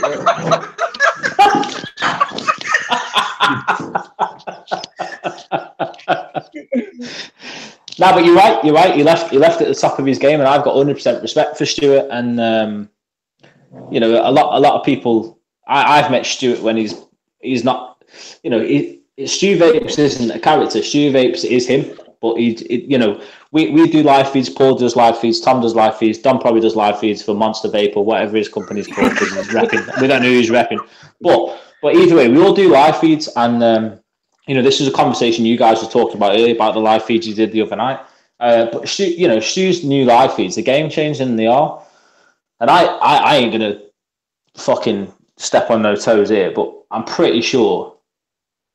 Or I'm probably 99% sure, me and Tony were one of the first ones to do the numbers on the live feed at Shady Vaping. And we went round the shop and we bought whatever we could and said, right, sound, we'll give that away on the live feed. We'll do it live. And I remember having a conversation with Tony going, how the fuck are we going to do it? And Dave was behind the counter. Dave was over by the counter. He wasn't working there yet. And I remember saying, fuck, how am I going to do it? How am I going to be able to give it away live? And either way, we decided to come up with this numbers thing. Listen, I don't want you all to praise me for coming up with the numbers. But either way, you know, we gave it away like that. And that's the way that we did it. But the live feeds now have taken a step up. And, you know, I can only look, and we can only look at Stuart and, you know, what they're doing, what you guys are doing on your live feeds, and only see it as competition and think, you know, we need to try and come up with something and try and do something to try and match that or better that or something. Yeah, I'm not going to say, you know, go and fucking stab your missus or something and you'll win a mod. But, you know, it's not far away anymore. Do you know what I mean? We're going to struggle now because the game stepped up, and it's nice to see it all happen. It's nice to see that it's got that kind of feel back. On Friday night from someone saying, "Fuck's sake, mate! I reckon you could get someone to stab their puppy on a live feed." Mate, I've just poured beer all down myself. Fucking hell. Going back to the brand awareness, me though personally, on my sort of level, the brand awareness thing to me isn't just about the product. You've got to have belief behind the person that's behind it. Correct. Behind it. Correct. And I think the whole Twitch thing, and I think the whole you know, me and Twitch had a conversation off Facebook, and we had a conversation on Facebook. And he put some comments. Yeah, I'm not even fucking arsed about talking about it. He put some comment about blah blah blah brand jumping in this, and said, so he jumps from brand to brand. Never mentioned a person. It's clearly Stu. Jumps from brand to brand. Stu Vape's code doesn't work here anymore. It'll probably be working in Greg's next week. Right? That was his comment to me. So I then messaged and just said, listen, along the lines, you've like I said, you've got to respect the fact that you're representing a brand, someone else's brand now, and you're also representing your own brand, and you're also representing a shop that you work for, or you work in, or your own. I don't even know. I've got no interest in what he does. I respect him, but I don't know his ins and outs of what he does. And you know, and I said to him, listen, you know the whole saying of there's no such thing as bad press, and you guys brought it up earlier. There's no such thing as bad press. Listen, when it comes to the fact that you're potentially dragging someone else's brand through the fucking mud because of the way that you're carrying yourself, then yeah, essentially there is such thing as bad press, because you lost some big people from there, big characters who wanted to be active, you wanted to be this, you wanted to be that, and it's not just about posts on Facebook. It's not the be all and end all, but these are important people that you've now lost from that group, including Vicky, including customers on the retail level, potential wholesale customers. And I've said it before, and I'll say it again. When Tom joined us from TYV, I was adamant that Tom was not to get involved in any endless shady bacon shitstorms on Facebook, because I'm big enough enough to deal with my own shit. Yeah. I can tell someone to go fuck themselves, even if they've just spent 10 grand on a wholesale order. It's a luxury to do that. And if that geezer says, I'm never buying 10 grand's worth of mods off you again, I can say, you're fucking damn right, you're not, because we're not serving you, you're a prick, fuck you. We can make them decisions. At the end of the day, Tasha told you. And I mean, we've got the luxury of being in a position to make them shots. If I lost a £1,000 customer because Tom was being a prick, I'd also lose my wholesale manager because I'd fuck him off. Because he's not in a position to do that. And that's not because I've got no respect for Tom, because I've got an immense amount of respect for Tom. But actually, no one that's employed for with me and Tasha, whether it be in the shops, whether it be on the endless side of things, is in any position to be putting my business at jeopardy because they've got a beef with a certain person or a certain and everything else. I would not have been happy with some of the goings on that went on over the last few weeks if it was my business. That's just I'm being absolutely truthful. That says, to some ends, I didn't give a fuck because it's not my business. And I tried to have a normal conversation with the geezer. I could even I've got it all. I could even just repeat it, but it was basically saying, listen, you got to understand. And it's like it felt almost, and you know, I respect him for the things he's done, because you know, Twitch has got a lot more of a presence than we have in what he does, and I'm not asked about naming. He's got a lot more of a presence than we have, but it's like, you know, you got to remember that you got to lose a bit of immaturity, or you've either got to, you know, drop this big boots thing, because that's, you know, I can understand why there's hashtags called too big for your boots, because for the pure sake that just dropped his stock because he's repping his own brand and then repping another brand, and I just don't get how you can do that. It's not just that, you've got to have respect for the people around you, and I've not said a word about this, and that's not my dealings, and I never will. But you've got to have the respect for people around you and their opinions as well. Do you know what I mean? At the end of the day, you know, I don't just work for Endless. I rep at Endless, eat, sleep, and vape Endless. That's all I do. And if at the end of the day I step out of line, then that's my doing. Do you know what I mean? And that Paul's going to kick me down for it. And that's the reason I don't stand out and go, fuck you to everybody else, because my opinion don't mean shit.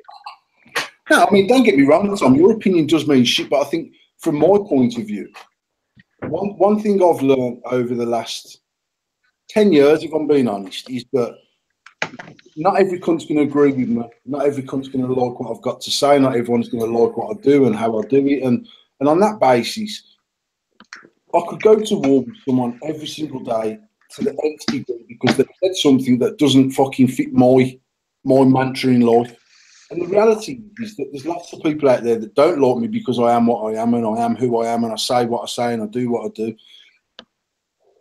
They'll still come and have a conversation with me. They just don't particularly like to engage in my posts, in me, in my groups, because they don't like me and the way that I conduct myself. I get that 100%.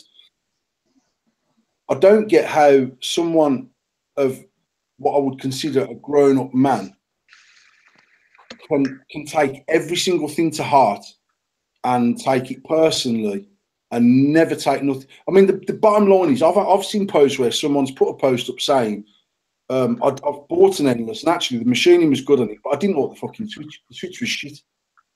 Now, that does not make me sit at home going, you fucking dickhead, what do you know about fucking switches, man? What? Oh, good, because I was just about to talk to you about that now.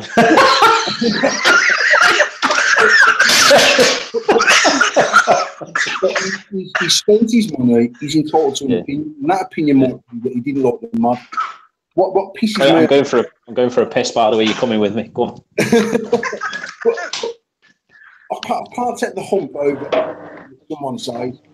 And I'm going to mute you, Tom, you fucker. Paul's talking. Let me mute him. Don't get doing a fucking Ollie guest on fucking live, you prick. He's taking a shit in it. For fuck's sake. Jesus Christ. Anyway, I might just take the laptop upstairs and join him. I wouldn't mind.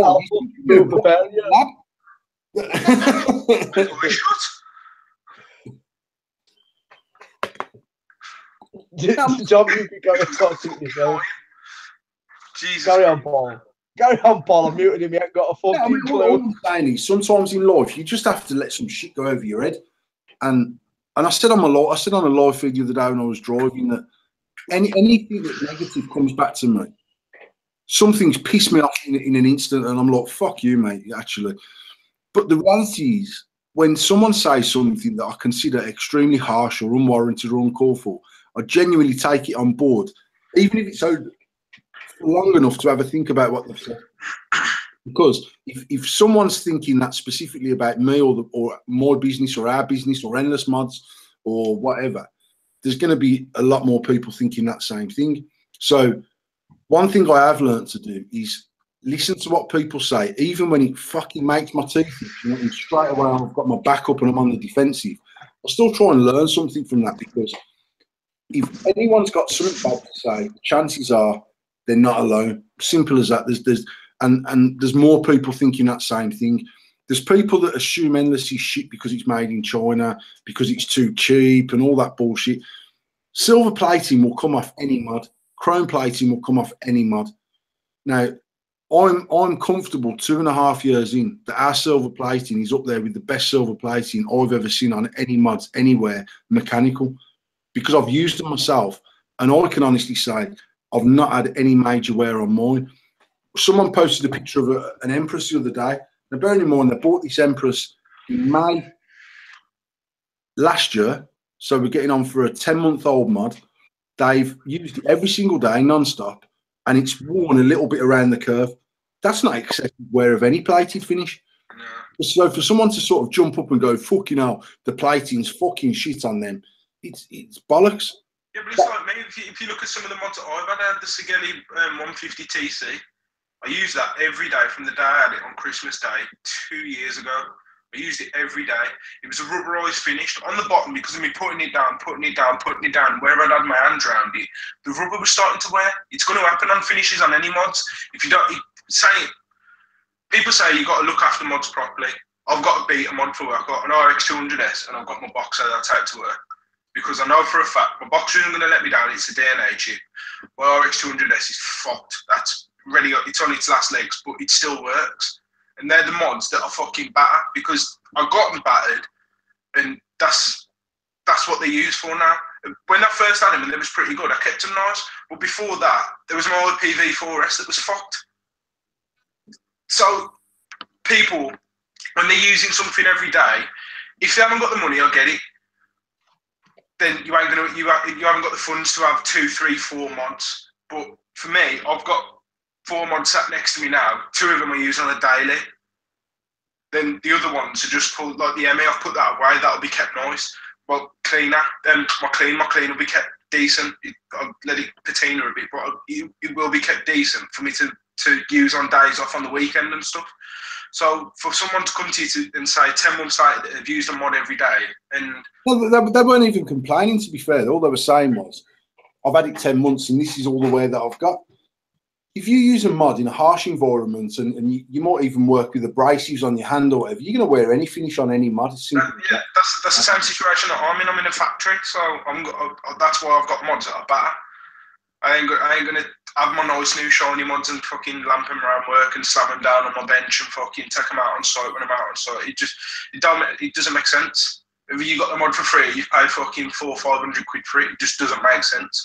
But for someone to come to you and say 10 months later they've used it every day and the finish has only just started to wear that amount, I don't know how much it is, but they're saying that it's only wear that much amount, then obviously a person that's come to me and said, oh, the finish is shit on him, the silver plate will be coming off your mouth in the next 3 hours, they're just, either haven't looked after the mod properly or they're just fucking a complete novice and don't know what they're doing. That'll always be the case, mate. There's always people that are ready to put any company down before they've even launched a product, before the product's even been tested, etc., etc. And then people piss me off, simple as that, because they're the same people who go, don't ever use a plane. Was I muted? What the fuck? I was muted. What the fuck? That means no one's listened to a word I've said for the past hour. No, I didn't say anything anyway. I was just having a piss. I reckon Tom muted me when I was having a piss. I was just listening to what Dom was just saying. Then listen, at the end of the day, no matter what you do, no matter what, I had 8 cans of Desperados tonight. I fucking used them all. These cans are not looking as great as they did earlier. Do you know what I mean? It's the same as a fucking knife I used to chop. I need to sharpen it to look after it and wash it and clean it. It's the same as the fucking Actimel for the fucking milk for the baby. It's fucking gone. It's used. Now, everything's got an expiry on some things, and you can never please anybody. So whether you try and silver plate it to make it fucking wicked for somebody, then you know it may not last. It's not going to last forever. It's a plating, you know. Don't tell my wife, but her engagement ring is just fucking gold plated. Do you know what I mean? It's just cubic as a corona, but don't tell her. Do you know what I mean? But eventually it's going to fucking wear off, and she's going to find out. So I have to keep getting it dipped back into fucking gold to make sure she thinks it's legit. But listen, everything's got an expiry date. Apart from Cloud Marshals, control the clouds. No expiry date. Hit us up. No. Listen, but no, it's true. It's true. I just want to jump because literally, I'm dead proud of myself. I've been able to get comments loaded up, guys. So it's only taken 2.5 hours, but I've got comments loaded up. Alan Lyons. Just wanted to go back. It said, to be honest, Vicky, if anyone thinks he didn't know what he was doing, then they need to wipe the shit out of their eyes. I didn't quite understand that because I've never had shit coming out of my eyes. So if anyone can help me, what he means by it. So he's referring back to the Twitch comment, I think. So was he saying, is he trying to, I mean, I'm asking Alan if he's still on. He's trying to say that Twitch knew what he was doing for V-Juice, and obviously there's been some kind of peak in, listen, you know, the whole saying of there's no such thing as bad press, clearly it brought some numbers in, maybe who follows Twitch, because it brought some great statistics for him. He was buzzing about it. He was buzzing about statistics, do you know what I mean? And he's done some good things for the brand in some respects. So I just want to ask that question. I'll be quiet now. Well, we have run to 10 p.m. Tonight really was. I wanted to get perspective in from a Vapor's point of view. I wanted to get perspective in from a vendor's point of view about the industry. I think we can all probably make the claim that the more we all work together on a vendor level, for the consumer, and if we can do that, we start to pull back in some of the old school community.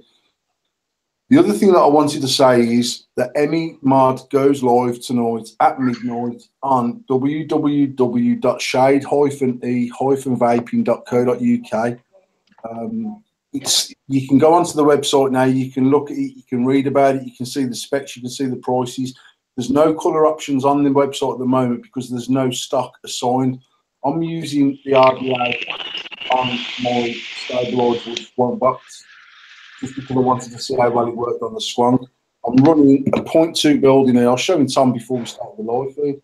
I'm running a 0.2 fused Clapton, and the fucking it's fucking fiery, man. I mean, mine's rowdy. I watched your review earlier, Tom. Your review, your sort of your experience of the mod. Yeah. I appreciate that because I know that you've been honest. Because I know if you'd have had any opportunity to tear me a new arsehole, you'd have done it just to pay me. Yeah, it was shit. But if he brings it me back in 12 months in a different packaging, I'll fucking tell him it's mint. I like the fact that you took 25 minutes out of your own life just to say, you know what, I'm actually impressing this. I know that the RDA is quality because it's making Tom's liquid taste pretty good. Mate, whatever he's done, I'm taking this to every fucking shop from now on and going, listen, try our brand, no bullshit, it actually tastes good from this mod. Yeah, don't put it in anything else, but bang it in this, it's banging. I've seen people talking about it. I've been thinking about doing a written write-up on it. So that's probably something I'm going to be doing in the next couple of weeks or so. I'll put it through its paces with all different builds in and test its limits, see how far I can get with it. Well, I put a poster somewhere in my house. I've got 22 mil slammers. I know I've got them in the house somewhere. I can't find them, but I'm actually I robbed them. Get a dual coil in there, 0.1, 0.09ish, where I'd normally vape on a tube, and just see how it handles it heat wise and stuff like that. But the mod launches at midnight tonight. It will be being dispatched by. You've got to order by 2 p.m. tomorrow in order for us to dispatch it special delivery to get to you Saturday. In order for that to happen, you need to pay the special delivery option on the website. We've got limited numbers. I know we've got less than 34 black chromes in stock. I know that's because we've actually got all the black chromes in the house here. We were going through them and check them and make sure they're all okay. All the other mods have been checked. So numbers are limited. That's it. An hour and 58 minutes, guys, to put your pre-orders in for these things. Yeah, it will go live at midnight. So fill your boots. It's already on there. Someone's just there. You go. Tom has just done that. I'm assuming. We will be at the Yorkshire Vapor on Saturday. Pissed off I can't come. Cloud Marshals won't be, but if you want to hit this number up, www.cloudmarshals.co.uk, we will definitely. You see, we haven't got time to go and socialise with people, and do all these kind of things. We're dedicated to our website, so we're sitting here waiting for you guys to put these orders in, and we will be there, and we will be responsive to just send that out the next day. It's on a Saturday, we'll send it Saturday. We'll do it 6 o'clock in the morning. Be there next morning. I had to wait 1 day to get this. That's personal delivery from Tom. They've got to wait 12 hours. Yeah, that's it. We ain't got no other customers, so feel free. We'll drive it to you. You know what? I had a message off Tom Tom messaged me Friday night, Tom, to say, hello, I won an Emmy mod on a live feed earlier, and I just wanted to say I haven't fucking received it yet. Do you know where I'll get it? Yeah. We're backlogged with loads of things. You'll probably get it by about July next year. Wicked. That's what I said, really. I forgot I even afforded you an answer. That's it, yeah. That's it. So I'm out of it. Tom, Keen, massive thank you for coming in. Thank you for doing that. Wicked. I'm a little bit pissed it's not going on for longer because I'm fucking hammered now, so I'm on for the night. No problem, let's be honest. Dominic, thank you for coming in as well. It's really appreciated. Tom, as always, thank you for the effort that you put in to put this show together. And everyone that's tuned in, everyone watches the video between now and next Wednesday. Awesome. I'm not sure what's happening next Wednesday because he's moving into his new house. I'm gonna boot these boys because you can speak. Can't hear them. There we go. So get Tom out. Bye, Tom. I'm not sure what you are doing next Wednesday. I don't think you're not. We may be able to delay the show during the week, so we can do it another day during the week. But I am moving home on the Wednesday and the Thursday. No so problem. We hopefully should get another one in. I might even go live for myself next week on Wednesday, because obviously the Emmy will be out there. People will have it. It'd be nice to get some feedback about what people are thinking about the mod. But everyone who's tuned in tonight and watched us live, thank you very much for taking 2 hours out of your life to listen to our ramblings. Everyone that watches the feed between now and next week, thank you for tuning in. I am out of here. Before we go, Mr. Wood, we will be, if you saw the endless, the banter bus, we will be doing some sort of funniness either this week or next week. But we want you guys to get involved and have a little bit of a giggle on the endless page. So we will be getting something out there for you guys to have a little bit of fun with regarding me and Paul with the banter bus. So keep look out for that this week or next week, maybe a little something for you guys to have a little play with and maybe win something. So anyone that's a lost end on Saturday, the meet is at the Pudsey store at TYV. We'll be there. There's obviously Dale always goes in hard with his prizes. There'll be some endless prizes as well. He's got the Emmy in stock to sell in the shop. He's also going online with it for a pre-order for delivery Saturday. So it's out there. It's available from tonight. The wait is finally over. We've never, ever done a launch like this with any of our products. We've just always got the product in and we've started selling it. And I'm genuinely excited about getting some feedback about the device, about the good, bad and indifferences of the mod. Anyone that does buy the mod, subscribe to Endless Mod's YouTube channel. Big Tom has done just a 3-minute video of how to disassemble and reassemble the mod. It's worth watching. It shows you how to put it all together, how it works, etc., etc. I'm out of here. Peace out. Thank you for tuning in. See you soon, guys. I will speak to you soon. Thank you, everyone, and good night.